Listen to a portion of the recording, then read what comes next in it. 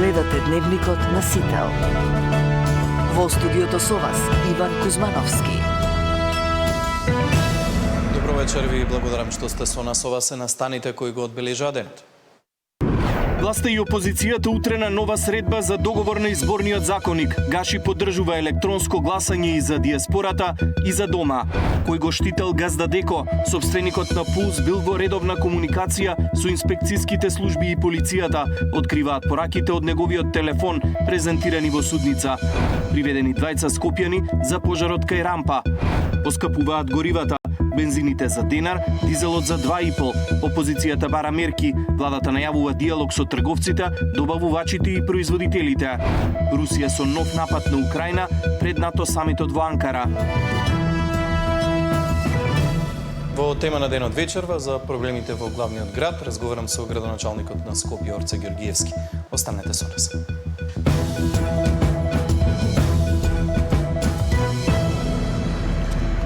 Иако беше најавена за денеска, власта и опозицијата се договорија утре на нова средба да се обидат да постигнат договор за измените во изборниот законник.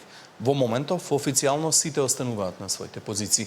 Председателот на Собранието вели дека измените не може да се направат без консензус, а тој лично поддржува електронско гласање и за диаспората и за дома. И покрај најавите за денеска пропадна обидот претениците да ги испеглаат разликите за изборниот законник. Утре на нова координација уште еднаш на маса ќе ги стават своите позиции и понуди во обид да постигнат компромис.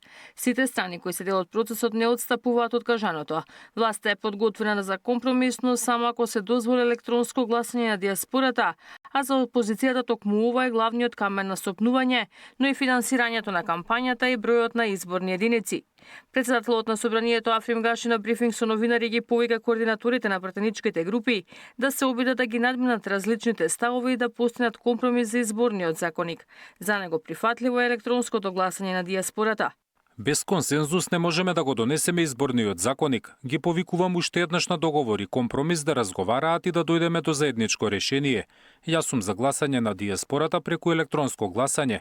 Дури сум за тоа и кај нас да се овозможи. Во процесот на гласање е битно да се потврди идентификација и да се обезбеди тајноста. Ако ги обезбедиме овие елементи, имаме сигурност, не гледам зошто не би се гласало. Партиските штабови ја продолжуваат реториката со меѓусебни обвинувања. ВМРО ДПМН останува на става дека изборниот законник треба да биде донесен со широк политички консензус, но со обезбедување на можност македонската диаспора да го оствари своето право на глас по електронски пат или по пошта. Како ВМРО ДПМН предложивме тоа да биде по електронски пат или пак по пошта. Овој предлог беше одбиен од страна на Венко Заев и Социјалдемократскиот сојуз, затоа што кај ни владе страв за тоа дека граѓаните кои ја напуштија државата во периодот на нивното владење нема да ја поддржат нивната политика, а со тоа ќе доживеат уште поголем пораз на следните председателски избори. Опозицијата обвинува дека предлогот за гласање на диаспората по пошта е нов обид за манипулација на Мицкоски и ВМРО ДПМН. Не му е важна на Мицкоски реформската агенда, тоа му е само изговор. Важен му е само изборниот грабеж. Позициите на СДСМ за изборниот законник не се радикалистички, како што кажа Мицкоски и како што сака да ги прикаже. Радикален е начинот на кој тој сака да го спроведе изборниот грабеж. Комисиската расправа во матичното работно тело е блокирана со над 13.000 амандмани од СДСМ и Левица. Собраниските служби работат на превод на амандманите, но кога комисијата ќе продолжи со работа, засега е неизвестно. Ивана Соколовиќ, Најдова, Сител, телевизија. Кој го штител Газда Деко, собственикот на Пулс бил во редовна комуникација со инспекцијските служби и полицијата, откриваат пораките од неговиот телефон, презентирани во судница. Приведени двајца скопјани за пожарот кај Рампа.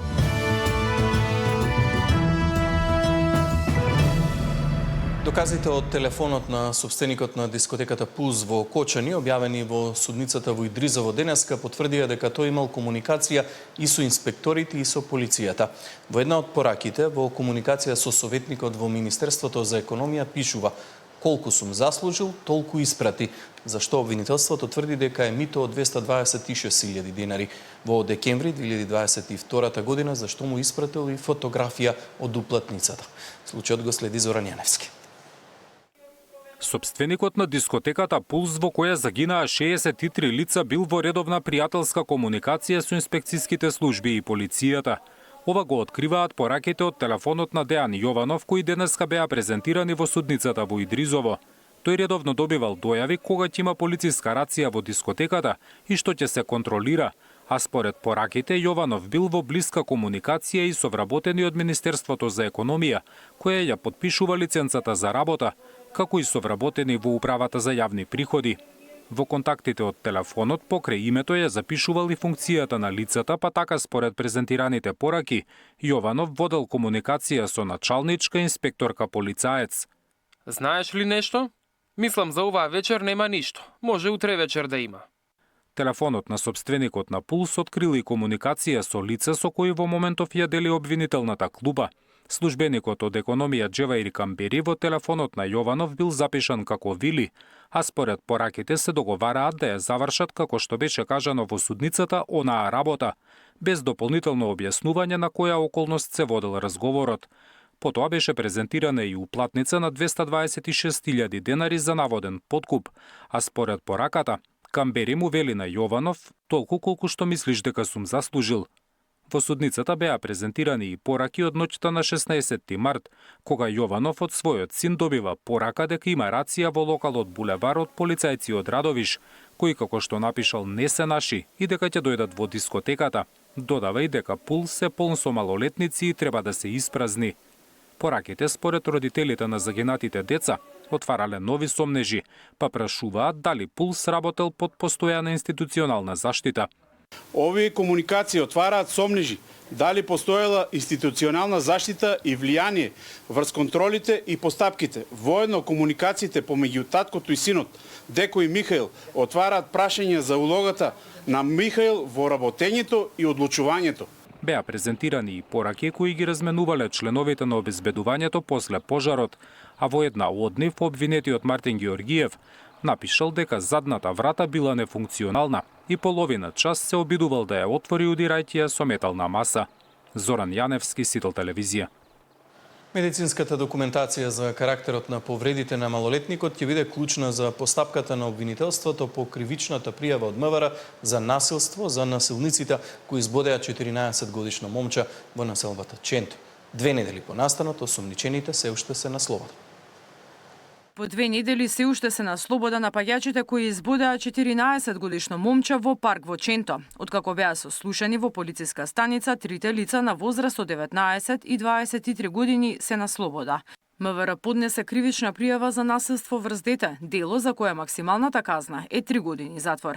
Полицијата го пронајде и го предаде на вештачење ножот со кој му биле нанесени 7 убоди во грб на момчето, но резултат се уште нема. Истражните дејствија непречено се спроведуваат. Наредбата за обезбедување медицинска документација е издадена, се очекува наод од вештачење, а се преземаат и други дејствија, велат од обвинителството. Токму медицинската документација за карактерот на повредите на малолетникот ќе биде клучна. Извештајот треба да покаже дали квалификацијата на делото ќе остане насилство или обвинителството ќе го преквалификува случајот во потешко кривично дело, како што е убиство во обид. За мајката на повреденото дете нејасно е зошто кривичната пријава е за насилство. Мотивот за нападот врз момчето не е познат. Според неговата мајка, ниту тој, ниту семејството немале никакви недоразбирања со други лица. Според нејзиното сведоштво, напаѓачите биле маскирани. Прво го нападнале физички, пошто го избоделе со нож, а со себе носели пушка Калашников.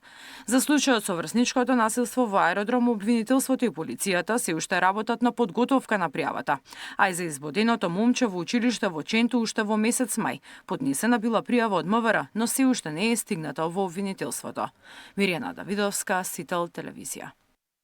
Јавното обвинителство Скопје денеска поднело предлог до судијата на претходна постапка од Основниот кривичен суд Скопје за определување мерки на предпазливост за 3 лица осумничени дека во парк во Маџари извршиле насилство врз дете родено 2011 година, информираше доцна попладне во обвинителството. Според првичните сознанија на јавното обвинителство на 22 јуни осумничените учествувале во насилничките дејствија кон малолетникот, го удирале со тупаници и клоци и му нанеле расекотини со нож по телото. делото.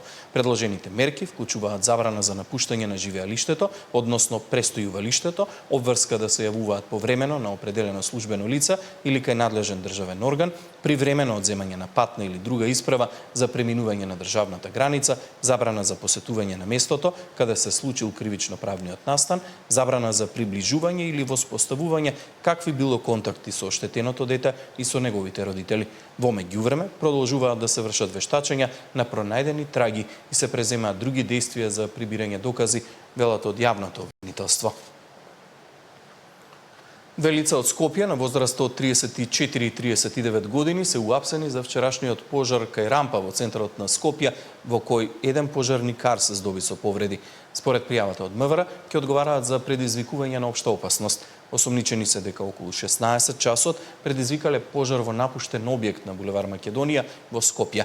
Од полицијата додаваат дека се преземаат мерки за целосно расчистување на случајот, пошто ќе следува и соодветен поднесок.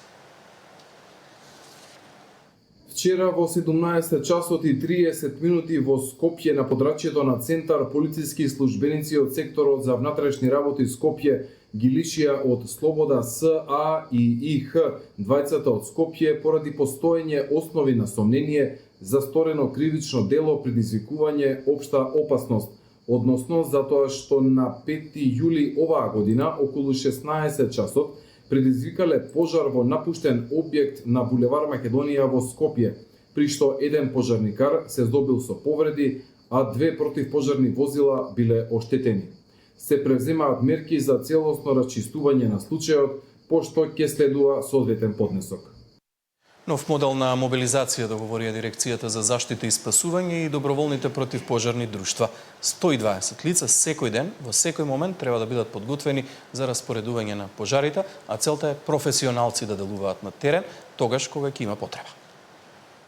Секој ден во текот на летото најмалку 120 доброволни пожарникари ќе бидат во состојба на готовност за интервенција при пожари.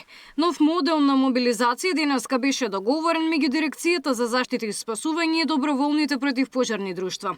Целта е полицијата и армијата во делот на човечките ресурси да биде сведен на минимум, а примарниот товар во првиот одговор да го понесат професионалните и доброволните пожарникари, кои се веќе тренирани за гаснењето на жариштата. Наедноставно кажано, доколку имаме голем пожар во Штипско, се јавувам на конкретен човек кој што денес го договоривме и од него барам да упати одреден број на доброволци кон местото каде што се наоѓа пожарот. Дали тоа ќе бидат 10, 20, 30, тој истите ќе ги упати. Тимовите за брз одговор при ДЗС добиваат дневници, што не е случај за членовите во доброволните противпожарни друштва. Имаат и големи трошоци, сервис и регистрација на возилата, но и заштитна опрема за гаснење. Најголемите предизвици се надам ќе сложат и нашите колеги се системските пропусти кои не мачат, финансирањето, обезбедувањето на опрема, увозот на возила, увозот на опрема.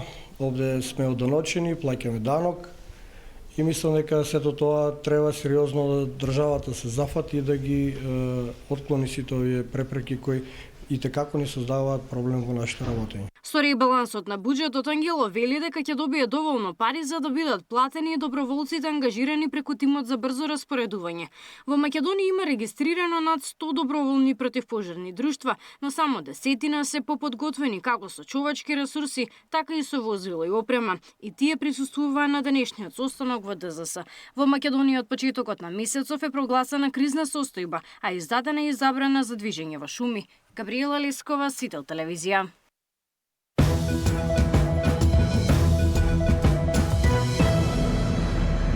По тема на денот, како што најави вечерва разговарам со градоначалникот на Скопје Орце Георгиевски. Господин Георгиевски, добро вечер, добро дојдовте во дневникот. Добро вечер, благодарам на вашата покана и поздрав да сте ваши гледачи.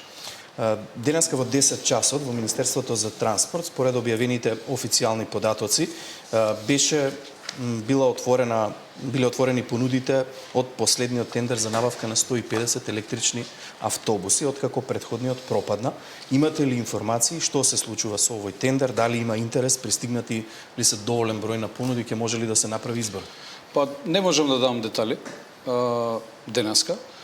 Ќе оставам министерот да го направи тоа и да го соопшти во јавноста. Јас денеска разговарав со министерот и Еве се надевам дека овој пат, по трет пат ќе биде завршена тендерската постапка и ќе биде успешна, се со цел за час поскоро да почнат да пристигаат автобусите. Ние би имале се уште важи тоа приоритет како град Скопје, од тие 150 автобуси, 100 автобуси ќе бидат за скопјани и се надевам, како што споменав, дека овој пат ќе биде успешна постапката. Во сите ваши досегашни настапи, вашите очекувања се дека токму оваа набавка треба да го реши проблемот со градскиот превоз во Скопје, јавниот сообраќајен превоз во Скопје. Апсолутно. Меѓутоа гледам како бил планот за доставување на предходната објава. 30 електрични автобуси, првите кои што треба да пристигнат, би требало да стигнат во рок од 6 месеци. Ако предпоставиме дека овој тендер биде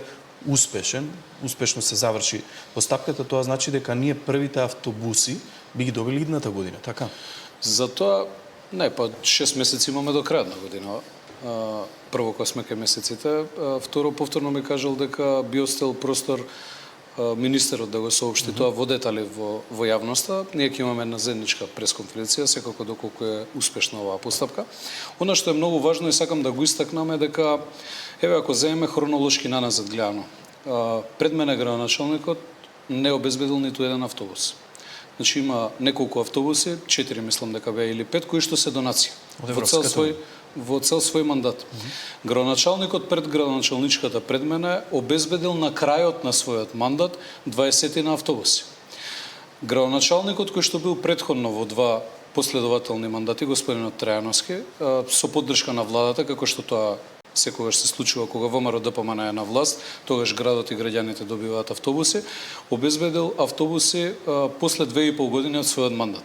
Што значи дека јас имам 7 месеци да се поминато како градоначалник и мислам дека добро се фатени работите од самиот почеток и верувам дека до крајот на годината скопјани ќе имаат автобуси, но ќе оставам детали за тоа, како што споменав, да изнесе министерот за транспорт и врски, кој што верувам дека за скоро и ќе излезе во јавност. Тоа значи дека од септември повторно не очекува хаос со враќањето на учениците на училиште, со враќањето на студентите во Скопје. Имате ли некаков план во меѓувреме? Видете, Иван, која е фактичката состојба? За брзо ќе излезе извештај за бројот на автобуси, кои што знаете дека на 6 месеци излегува извештај во градот Скопје кои што се обраќаат. Фактичката состојба е дека откако јас сум градоначалник, првенствено немаме циркузи од типот кој што се случува во минатото, тепачки со приватните превозници, па напади со градот Скопје, со јавното предпријатие негови челници, па стопирање на движењето на приватните превозници и така натаму, што значи дека тој проблем го решивме откако дојдов како градоначалник, а е поврзан со приватните превозници. Тие имаат редовна исплата од страна на градот Скопје, имаме нормална комуникација, координација, онаму каде што има пропусти се трудиме да ги решаваме. Тоа е едната димензија. Втората димензија се повеќе од 50 автобуси кои што ги во функција, беа во гаражите на ЈСП. Што значи дека во моментов автобусите кои што се обраќаат на линиите во градот Скопје и во приградските населби е околу 200 и повеќе од 200 автобуси. Но што е важно во целиот тој процес? Важно е дека јас имам детални анализи за тоа од јавното сообраќајно предпријатие со повеќе од 50 автобуси плюс.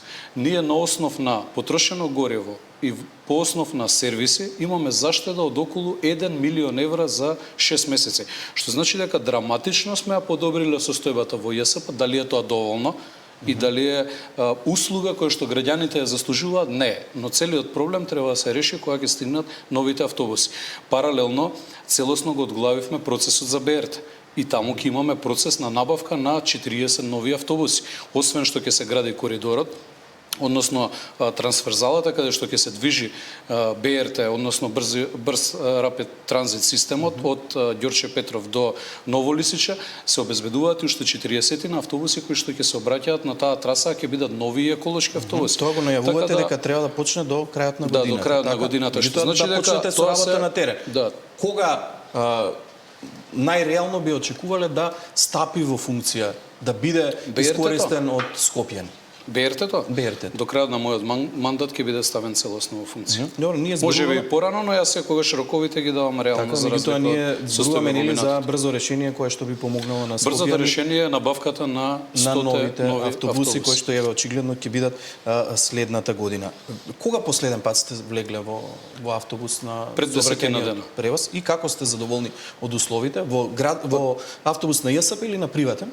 во државен на ЈСП, наш автобус. Јас пред неколку дена влегов во приватен автобус, тоа беа на вистина субстандардни услови, искинати автобуси, сунгери се гледаа на седиштата. Дали е тоа слика која што треба да ја гледаат граѓаните, туристите или услови во кои што треба да се возат скопјани и дали треба да воспоставите некаков систем, минимални услови како треба да изгледа еден автобус на јавниот превоз? Апсолутно да. И често пати на средбите и со приватните превозници, но и со директорот на јавното сообраќајно предпријатие ЈСП Скопје го разговараме тоа околу состојбата во која што се наоѓаат функционалните автобуси, оние кои што се ставени во системот во моментот, но она што е поважно, ја го говорев јас и во предкампањата, е тоа да градот создаде конечно систем, да не се случува ваков, јас би рекол, од подолг период временски, каде што граѓаните ќе поминуваат низ Голгота. Јас сум градоначалник на главниот град 7 месеци, не сум 7 години. Знаете каква беше состојбата која што ја наследив, ево ако се вратиме назад една година, мислам дека со вас бев исто така во емисија, минатата година ова време, знаете каква беше состојбата тогаш. Сега разликата е драстично подобрена во главниот град, но дали треба уште повеќе да работиме, треба да работиме, дали треба уште промени да донесеме, уште повеќе треба да донесеме. Но јас сум силно мотивиран, имам добар тим и ќе ги средиме состојбите. Има состојби кои што се решаваат за побрз временски период, има состојби за кои што е потребно време. Јас градот не го наследив на нула. Јас го наследив градот со над 300 милиона евра долг. И тоа е сериозна состојба која што вие треба да ја решавате. Тоа што јас апсолутно, меѓутоа вие ги знаете тие бројки, големи беа ветувањата од има луѓе кои што ги поминуваат мандатите жалејќи се на минатите, на тие што биле пред нив и каква состојба им оставиле. Дали јас така функционирам? Не функционирам. Апсолутно не функционирам. Јас и проблемите од минатото гледам да ги земам во предвид како мои проблеми да ги решавам. И сум влегол во коштец практично со секој проблем и ќе ги дадеме резултати. Така е, меѓутоа токму поради тој начин на работа ќе можете или нема да можете после 4 години повторно да се појавите пред Скопјани и да ја барате нивната доверба. Само сакам да ве прашам колку градскиот воз ќе помогне, најавен е да почне со работа од септември, може некако да помогне, очекувате? Да, ќе има адаптирање на линиите. Има тело кое што работи во соработка од страна на службите на градот Скопје, јавното сообраќајно предпријатие ЈСП Скопје и Министерството за транспорт и врски, поточно железници транспорт, каде што ќе пробаме на одредени позиции да ги адаптираме линиите како собирни точки на местата каде што ќе бидат железничките станици, каде што граѓаните ќе можат да го користат градскиот воз. Според мене лично мислам дека ќе влијае на подобрување на состојбите и намалување на сообраќајниот метеж во главниот град, тоа што патниците ќе можат да го користат и тоа како алтернатива. Ние во главниот град секогаш треба да нудиме повеќе алтернативи за граѓаните, зашто помалку да ги користат своите возила. Минатата недела, на 2 јули, објавивте една фотографија на вашиот Facebook профил дека се руши Тобакото Али на пешачката патека на тротоарот кај Битпазар. Предизвика многу реакции. Велите, со добар збор и домаќински пристап нема невозможно решение. Фотографија на која си подавате рака со собственикот на Тобакото Али. Вака ли се решаваат дивоградбите во Скопје? Еве фотографијата. Да, целта е да нема дивоградби.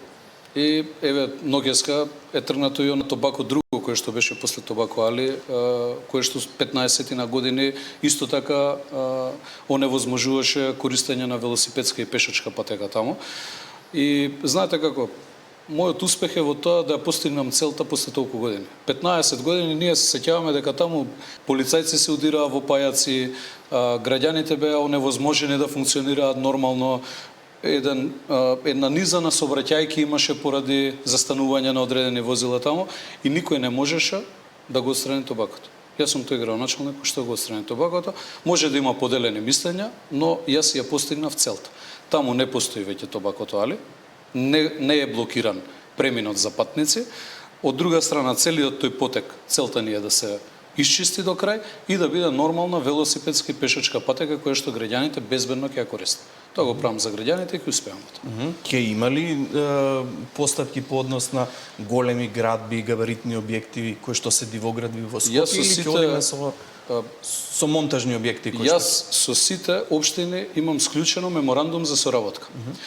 градежната инспекција на општините, на локалните општини, дали е на Кисела вода, дали е на општина Центар, Чаир и сите останати општини. Со сите склучивме практично меѓуопштинска соработка во која што ги нудам своите капацитети, капацитетите на градот, на јавните предпријатија за да постапуваме. Секаде каде што ќе алармира одредена општина, каде што ќе има изготвено решение за отстранување на одреден објект, кокав сака нека е тој објект, а станува збор за дивоградба, веднаш сме подготвени како град Скопје да влеземе и да го решаваме проблемот, односно да отстраниме дивоградбата. Она што е моја должност како градоначалник на главниот град е да сите оние објекти, без разлика дали се времени, дали се цврсти објекти, какви и да се, кои што зафаќаат јавна површина, која што е надлежност на градот Скопје, а 15 години, кога поминувале одредени градоначалници, ја вртеле главата на друга страна, плашејќи се да погледнат натаму, а камоли да постапат, тие ги отстранува. И јас ќе овозможам безбедни пешачки и велосипедски коридори за нашите сограѓани. Тоа и го вети во кампањата и така постапува. Ќе чекаме ние да, можете резултати. Да видите и во Кисела вода, можете да видите и наспроти Holiday Inn, па имаше таму поприлична бројка, имаше и тврда градба објекти кои што беа поставени, денес ги нема, тоа е парковско зеленило денес, еве сега во Чаир делот се средува и така ќе биде во сите општини. Прашање на време. Добро, ќе следиме што ќе се случува во непосредна близина на Тобако, али имавте проблем со или имавте еден обид за затворање на тој див пешачки премин, што се случува таму? Па разговаравме со граѓаните. Исто така тоа е долгогодишен проблем таму и таа состојба предизвикува доста сообраќајки во минатото, но и често пати повреди на пешаци кои што го користат тој див пешачки премин. Разговаравме и со колегата Изет Меджити, имаме две опции таму. Или колегата Меджити да обезбеди лифтови кои што е потребно да се користат за надпатникот пешачки, или пак да се изготви сообраќаен проект, да се отстрани надпатникот пешачки и да се направи регуларен пешачки премин таму со семафори. Така да ќе треба да имаме координација со колегата Изет на оваа тема, но мнозинството од граѓаните со кои што разговаравме, во тој дел барем таму кои што функционираат, и македонци, и албанци, и турци, и роми, и сите останати со кои што имавте можност и чест да се сретнам, се за тоа да тоа биде регуларен пешачки премин по стандарди. Јас разговарав и со сообраќајците во градот Скопје од секторот сообраќај. Возможно и тоа да го направиме, но ќе треба на крајот на денот со колегата Изет да видиме која алтернатива ќе биде, односно кое решение ќе биде возможно за тоа. Минатата недела се случи невреме во Скопје и повторно видовме една слика на поплавени булевари, подвозници. Што се случува со атмосферската канализација во Скопје? Има ли решение за тие критични точки кои што секогаш се наоѓаат под вода кога има малку поголемо невреме во Скопје? Нас не се генерално мапирани критичните точки. Иако е, повторно морам се, може некој од граѓаните ќе рече градоначалников преиспоредби со минатото, но мораме да видиме кај сме биле, каква била состојбата и каква е состојбата денес. Од тоа што го мапиравме изминатиот период, прво морам да истакнам дека за брзо време се справивме со предизвикот, дека беше огромна количина на дожд. Знаете од ДУХМР, барем за Гази Баба известија дека 75 литра на квадратен метар имаше врнежи, на одредени делови на Скопје, каде што исто така беше погодено Кисела вода, имаше 50 на литра, исто така погоден беше аеродром и делови од Бутел и Чаир. Јавното предпријатие Водовод и канализација редовно ги третира одливните шахти и тоа беше причина да немаме толку сериозен проблем во главниот град, но факт е дека неколку точки имаме критични. Што е проблемот таму? Проблемот е реципиентот, односно можноста на колкава количина да се прими вода во атмосферската канализација која што имаме на располагање. И таков проблем се појави на 3 позиции, за кои што со службите работиме веќе неколку месеци на изнаоѓање решение. Тоа се однесува на булеварот Србија, каде што е известно дека за скоро време ќе имаме решение, како и Христијан Тодоровски Карпош.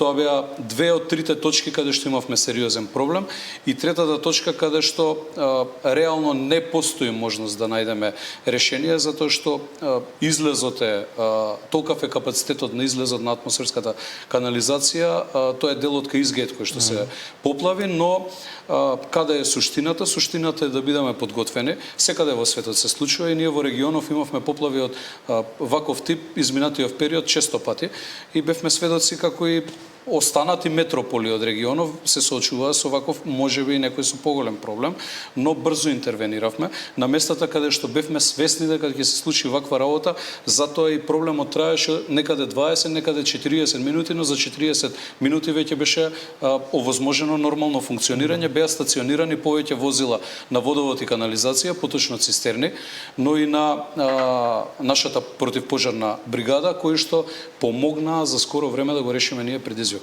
Значи, влеговме спремни во процесот, ќе работиме во перспектива да ги отстраниме сите овие проблеми. Проблемот според мене е затоа што понекогаш кога се изработувале одредени проекти неплански и неодговорно се пристапувало кога станува збор за решавање долгорочно на проблемите. Затоа сличен таков проблем имав кај Лимак, кај булеварот Македонија, го преправавме целиот дел од документацијата кој што се однесуваше на атмосферските води и атмосферската канализација, се со цел на идните генерации да не им оставаме вакви проблеми какви што нас не оставиле. Градоначалник, морам да ме прашам во однос на фонтаните во Скопје. На една од последните седници за советнички прашања во градот Скопје, една од советничките информираше дека има приватна компанија која што добила тендер од 500.000 евра за да ги одржува фонтаните или популарно лечено чешмите од кои што скопјани пијат вода насекате низ градот. Задоволен ли сте вие од тоа како ги одржуваат чешмите за пиење вода и колку од нив се достапни за граѓаните? Вака, тоа е постапка која што води водовод и канализација и е јавна, транспарентна и може било кој од вас да побара целосна документација. Тоа е прво. Тоа е една мала политичка партија која што сака ексклузиви да прави се од се и да прикажува одредени состојби се со цел да во јавноста стекнат некакво внимание. И јас ги разбирам, понекогаш морам да истакнам дека ги сожалувам, но такви се какви што се, не можам јас да ги променам. Мора да се согласиме дека 500.000 евра не е мала сума, а сликата која што ја гледаме во Скопје не е добра со чешмите за пиење. Можеби ваше субјективно мислење, јас не се слагам. Ќе се движиме од овде до центар, може да ги изброиме колку работи. Дали фонтаната Александар Македонски на плоштадот работеше? Допреди јас да бидам градоначалник и колку години не работеше? Не работеше 10 години, така? Дали Лотус фонтаната за фонтаната воин на конј? Да. Таа постојано работи, колку што ја знам. Сега си само зимскиот 10 години период не работеше фонтана. И беше целосно сервисирана. Фонтаните на Филип II, на другиот дел од реката Вардар, дали работеа изминатите 10 години? Не работеа. Лотус фонтаната дали работеше, можеби повеќе од 15 години не работеше. И сите останати фонтани кои што се ставени во функција. Каде е разликата? Во минатото за иста оваа постапка, изминативе 10 години, тендерската постапка била 750, некогаш и 800.000 евра. И вие можете да ја земете целата документација и да ја прикажете во јавноста или пак јас ќе го направам тоа, во услови кога ниту една од овие фонтани не функционираше. Сега е помала сумата која што се троши, ама фонтаните се сервисираат. Тука е разликата. Целта е да биде овозможено сето она што не функционирало во минатото да функционира. А што е со фонтаните за пиење вода за Скопје? Во моментов има околу 200 фонтани кои што се ставени во функција. Има одредени места, десетина мислам дека, кои што треба да се доработат на наредниот период и тоа е исто така процес кој што не може преку ноќ да се случи. Проверете кога завршила постапката, кога се започнати, сега и подната фонтана на плоштадот се реконструира исто така, така да тоа е обемна работа. Таа ќе биде ставена во функција летова? Подната? Мислам дека некаде до август месец средината би требало да биде готова. Во интерес на времето морам само да ве прашам уште за еден проект, затоа што информиравте минатата недела дека почнуваат градежните работи на терен. Станува збор за мостот Генерал Михајло Апостолски. Ќе води ли конечно овој мост до сообраќајница или? Па, јас во програмата внимателно ветував и кога стануваше збор за овој мост, каде што знам дека има и судски процеси отпочната, има неколку судски процеси кои што не зависат од нашиот ангажман како град Скопје, кажав дека до крајот на мојот мандат ќе биде функционален мостот, но многу порано го постигнуваме тоа, бидејќи ги решивме оние експроприации кои што се клучни за да можеме да овозможиме простор за движење на возила, односно да го направиме функционален мостот. И не беше тој единствениот проект, ако се слагате, кој што беше закочен изминативе 10 години. Момин поток со силен интензитет се реализира, таму се целосно решени имотно-правните односи, булеварот Борис Трајковски целосно се реализира, мостот на Љубљанска решени се целосно имотно-правните односи и таму и што е најважно, во наредните 10 дена започнуваме со втората фаза, односно со тунелите за Лимак во делот од центар према кисела вода, спојувањето, така да освен што ги завршуваме сите овие проекти кои што во минатото биле започнати, започнуваме и реализација на нови. Тука спаѓаат и сите оние паркови кои што ги започнавме, реконструкција на улици, клучки одредени, накај водно го средивме делот. Што е со жичницата на вода? Жичницата ќе има постапка објавена за скоро време, тендерска, во која што ќе треба да се сервисира целосно. Знаете колку ќе трае тоа? Јас кажав дека до крајот на сезоната нема да биде ставена во функција. Ако биде завршена целосно ревитализацијата на истата и кога јас ќе бидам безбеден со моето дете да се возам во истата, тогаш ќе дозволам да работи. Во спротивно нема да дозволам да било кој скопјанец, било кој дете во Скопје биде неговиот живот загрозен поради несовесноста на службите во минатото. Господин Георгиевски, благодарам многу за гостувањето. Ме беше чест. Во владата денеска се потпише договорот за грант средства од ДЕБОР за изградба на автопатот Скопје-Блац. Вкупната инвестиција се проценува на повеќе од 200 милиони евра. На автопатот предвидена изградба на 5 тунели, 2 галерии и 12 мостови. Очекувањата се проектот да биде завршен во рок од 3,5 години, со што ќе се обезбеди современо автопатско поврзување со Косово. Неколку купени парцели на трасата на нова делница од овој автопат од одредени лица со сомнителна позадина и лица кои што се поврзуваат со некои политички партии, сето остана само на ветувања за жал. Денес разликата е јасна и видлива. Наместо нови ветувања имаме обезбедени средства, подпишени договори, избран изведувач и започната реализација. Ова е конкретна реализација на визијата која што премиерот Христијан Мицкоски ја постави кога беше формирана оваа влада во 2024 година, а тоа е нашата држава да искористи својата стратешка позиција како раскрсница на Балканот. Грантот е 30,8 милиони евра, а кредитот, тоа е заемот, е 167,6 милиони евра. Со ова се комплетира финансиската конструкција за изvedба на автопатот Скопје-Блаце. Дали ставовите за изборниот законник се приближуваат откако Левица побара една изборна единица во замена за гласање за диаспората по пошта? Кој е ставот на владеачката, но и на другите партии кои блокираат? Во вечерните вести на Сител.